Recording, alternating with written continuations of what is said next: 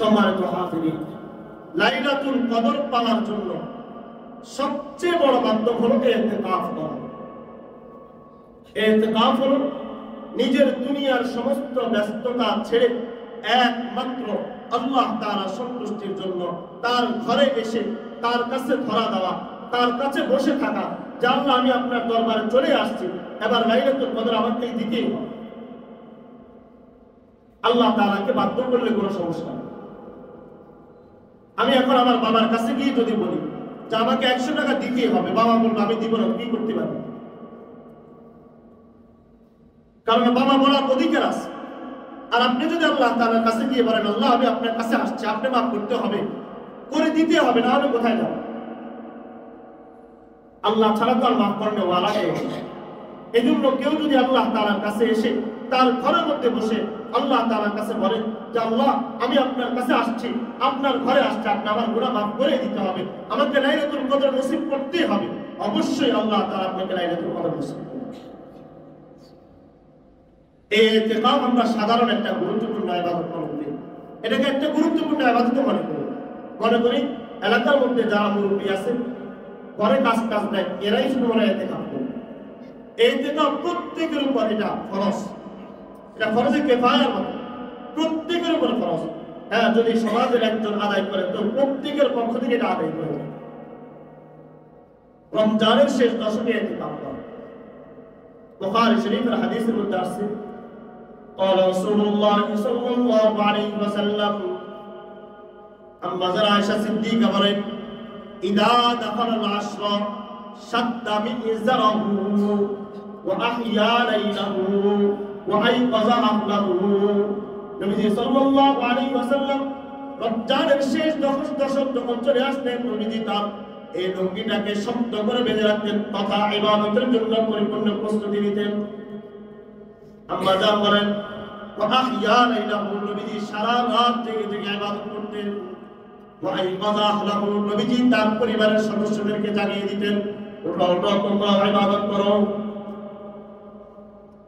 বুখারী শরীফের 2025 নম্বর হাদিসের মধ্যে আম্মা জান আয়েশা সিদ্দিকা রাদিয়াল্লাহু তাআলা আনহা বলেন কানা ইয়াতাকিবুল আশরুল আওয়াখির মিন রমজান, নবীজি রমজানের শেষ দশকে ইতিকাফ করতেন।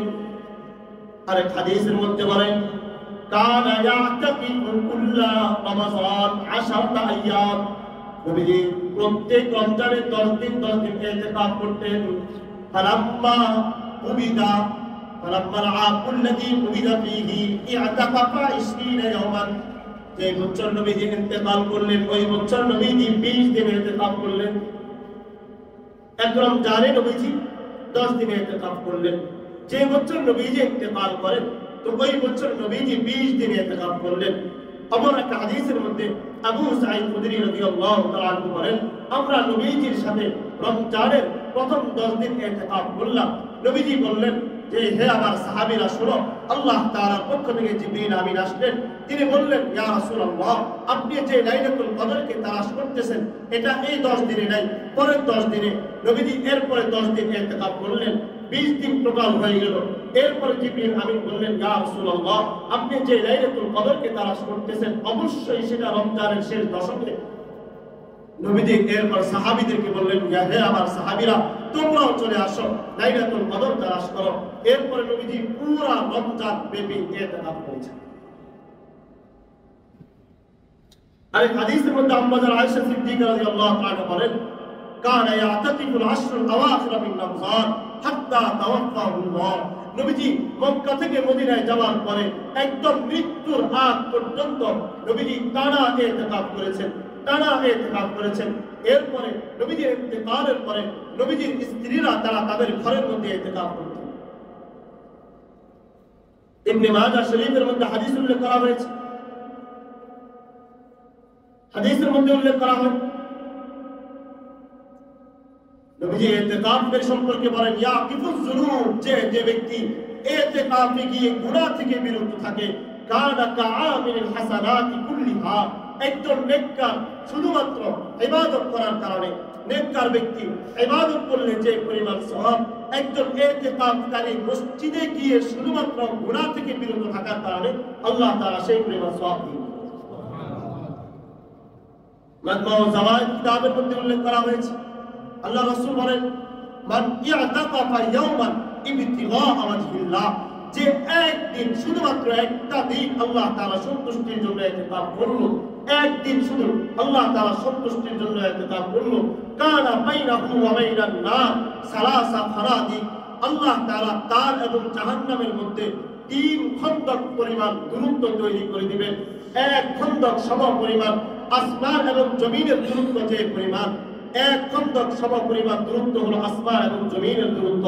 তথা সে একদিন ইতিকাফ করার কারণে জাহান্নাম তার থেকে এই 3 দুনিয়া এক পাশ থেকে অন্য পাশের দূরত্ব সম পরিমাণ জাহান্নাম আপনার থেকে দূরে চলে যাবে। একদিন ইতিকাফ করলে, শুধুমাত্র একদিন ইতিকাফ করলে এক খন্দক পরিমাণ 3 খন্দক, এক খন্দক 2 খন্দক 3 খন্দক, তথা এক খন্দকের পরিমাণ হলো দুনিয়ার এক প্রান্ত থেকে অন্য প্রান্ত। আসমান এবং জমিনের দূরত্ব যে পরিমাণ, এই জমিনের 3কে গুণ দিলে যে পরিমাণ দূরত্ব হবে, একদিন ইতিকাফ করার কারণে আল্লাহ তাআলা জাহান্নামকে এই পরিমাণ দূরে সরায় দিবেন। আরে হাদিসের মধ্যে রাসূল সাল্লাল্লাহু আলাইহি ওয়াসাল্লাম বলেন, মান ইয়াতাকাফা 10, যে ব্যক্তি 10 দিন ইতিকাফ করলো, মাহে রমজানের শেষ দশকে যে ব্যক্তি ইতিকাফ করলো, কানা কাহাজ্জাতাইনি ওয়া উমরাতাইনি, আল্লাহ তাআলা তাকে একটা হজ এবং একটা উমরা করার সমপরিমাণ সওয়াব দিবেন। এই ইতিকাফ নবীজি করেছেন, এর চেয়ে গুরুত্বপূর্ণ আর কি হতে পারে? আচ্ছা, আপনি বলেন যে হুজুর আমার তো ব্যস্ততা অনেক বেশি, আমার তো সুযোগ হয় না। আল্লাহ রাসূল বলছেন, ইতিকাফ রমজানের শেষ দশকে 10 দিন করা সুন্নতে মুআক্কাদা, সুন্নাত।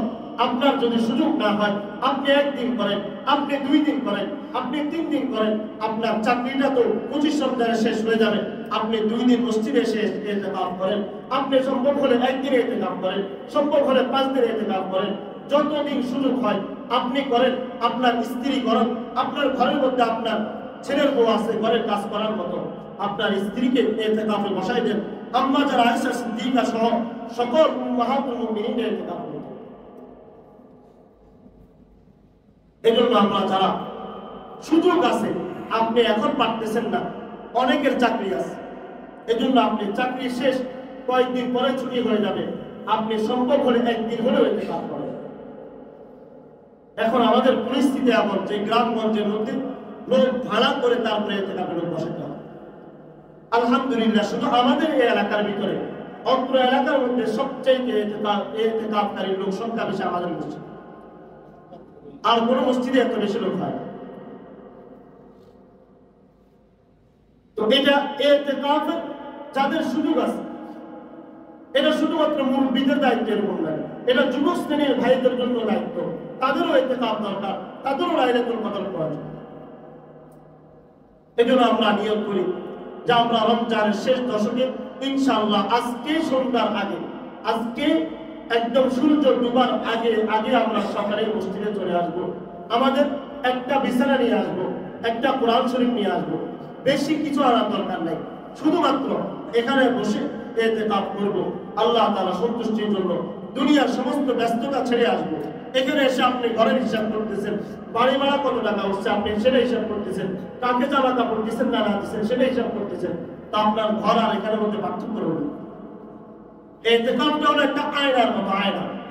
ইতিকাফ সামান্য বিষয়ের কারণে ইতিকাফ ভেঙে যায়। এখানে মসজিদ, ওযুখানা, বাথরুম, এই ছাড়া মসজিদের সামান্য এরিয়া থেকে বের হলো ইতিকাফ ভেঙে যায়। আপনি আসছেন, আত্মীয় স্বজন আসছে, আপনি গল্প করতেছেন, মুসলমান একজন আসছে, আপনার তখন ইতিকাফ করা অবস্থায় 10-12 বেড়ে যায়, আপনি তার সাথে বসে বসে গল্প করতেছেন, ইতিকাফ থাকবে না। এই জন্য আমরা সকলেই নিয়ত করি ইনশাআল্লাহ আমরা ইতিকাফ করব তো ইনশাআল্লাহ। আল্লাহ তাআলা তৌফিক দান করে। আমরা অনেকেই মনে করি যে হুজুর আমরা একটু ব্যস্ত মানুষ, আমাদের তো ইতিকাফ করা সম্ভব হবে না। আচ্ছা, আপনি বলেন নবীজি সাল্লাল্লাহু আলাইহি ওয়াসাল্লাম থেকে আপনি কতটুকু ব্যস্ত? আপনি কি নবীজির থেকে বেশি ব্যস্ত নাকি? নবীজি কে ছিলেন? নবীজি এমন একজন নবী ছিলেন যার একই সময় 16 লক্ষ সাহাবায়ে কেরাম যার অনুসারী ছিলেন। 16 লক্ষ সাহাবায়ে কেরাম নবীজির অনুসারী ছিলেন। সেই নবীজি রমজান পুরো রমজানে ইতিকাফ করতেন, রমজানের শেষ দশকে ইতিকাফ করতেন। নবীজি একই নবী যাকে আল্লাহ তাআলা নবুয়তের দায়িত্ব দিয়েছেন, যার কাছে প্রতিনিয়ত সকাল সন্ধ্যায় বড় বড় ফেরেশতারা, আল্লাহ তাআলার ফেরেশতারা নবীজির কাছে আসতে থাকে। দুনিয়ার মানুষ প্রয়োজনে আসে। নবীজির একই সাথে 9 জন স্ত্রী ঘরের ভিতরে, আপনার একজন স্ত্রী, নবীজির 9 জন স্ত্রী, একই সাথে সমস্ত স্ত্রীদের খোঁজ খবর নেওয়া, তাদের ভরণ পোষণ দেওয়া। আপনি তো নবীজির থেকে ব্যস্ত বেশি। নবীজির মাত্র 23 বছর জিন্দেগিতে, নবুয়ত পাওয়ার পর 40 থেকে 63 বছর, 23 বছর জিন্দেগিতে নবীজি নিজে যুদ্ধে অংশগ্রহণ করেছেন 27টা যুদ্ধে। আর একটা যুদ্ধ একদিনে শেষ হয়নি, মাসের পর মাস অতিবাহিত হয়ে গিয়েছে। নবীজি নিজে সশরীরে 27টা যুদ্ধে অংশগ্রহণ করেছেন। নবীজির জীবন দশায় 57টা যুদ্ধ নবীজি নিজে পরিচালনা করছেন। তাহলে তো আপনি নবীর থেকে বেশি ব্যস্ত হবেন। আপনি মনে করেন রমজানের শেষ দশকে আপনার ঘরের মধ্যে ঈদের মার্কেট করতে হবে, পরিবারের জন্য শপিং করতে হবে, আত্মীয় স্বজনদের জন্য করতে হবে, ঘরের কাজ বাকি আছে।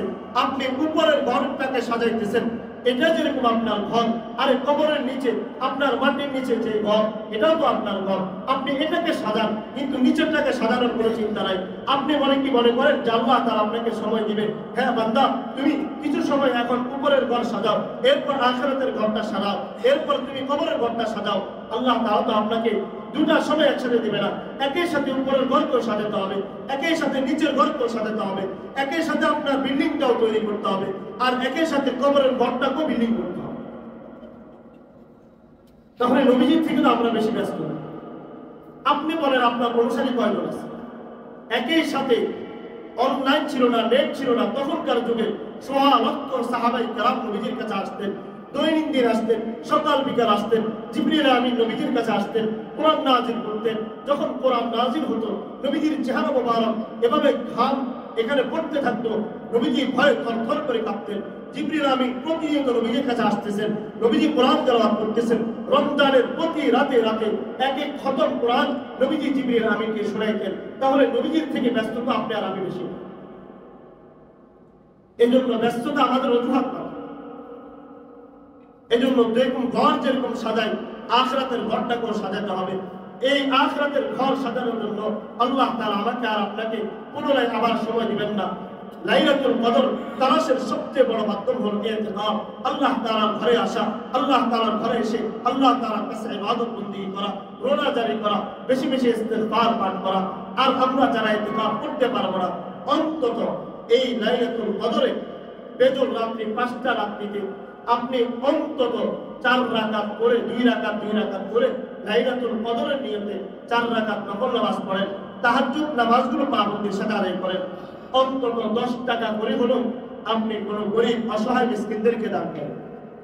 রমজানের শেষ দশকে সূর্য ডুবে যাওয়ার পর থেকে নিয়ে সূর্য ফজর পর্যন্ত, মাগরিবের শেষ থেকে নিয়ে তথা আজকের রাত্র থেকে নিয়ে সূর্য যখন আমরা ইফতার করব, তখন থেকে নিয়ে আগামীকাল ফজর উদিত হওয়ার আগ পর্যন্ত এই সময়টাই হলো লাইলাতুল কদর। এই জন্য দিনের বেলায় ইবাদত করলে লাইলাতুল কদর পাওয়া যাবে না। লাইলাতুল কদর হলো রাত্রিবেলায়। এই জন্য রাত্রিবেলায় ইবাদত করতে হবে। আপনি অন্তত প্রত্যেক দিন 4 রাকাত করে 2 রাকাত করে 4 রাকাত লাইলাতুল কদরের নিয়তে নামাজ পড়েন। আপনি 10 টাকা করে, যদি সামর্থ্য থাকে 50 টাকা করে, যদি সামর্থ্য থাকে 100 টাকা করে, এই 5 দিনে যদি আপনি 500 টাকা দান করেন, তো এই 500 টাকা বেশি না। লাইলাতুল কদর তো অবশ্যই আছে, এই 5 রাত্রিতে একদিন অবশ্যই লাইলাতুল কদর আছে। আপনি যদি 100 টাকা যদি লাকি হয়ে যায়, চান্স যদি লেগে যায়, তাহলে 83 বছর 4 মাসের সাথে আপনার 500 টাকায় গুণ দেন, অথবা 100 টাকায় গুণ দেন, অথবা 1 টাকা দিয়ে গুণ দেন, কি পরিমাণ আপনার আমলনামার মধ্যে জমা হবে। আল্লাহ রাব্বুল আলামিন আমাদেরকে রমজানের শেষ দশকে লাইলাতুল কদর তালাশ করার তৌফিক দান করেন এবং আমাদেরকে মসজিদে জমে বসে ইতিকাফ করার তৌফিক দান করেন। ওয়া আখিরু দাওয়ানা আলহামদুলিল্লাহি।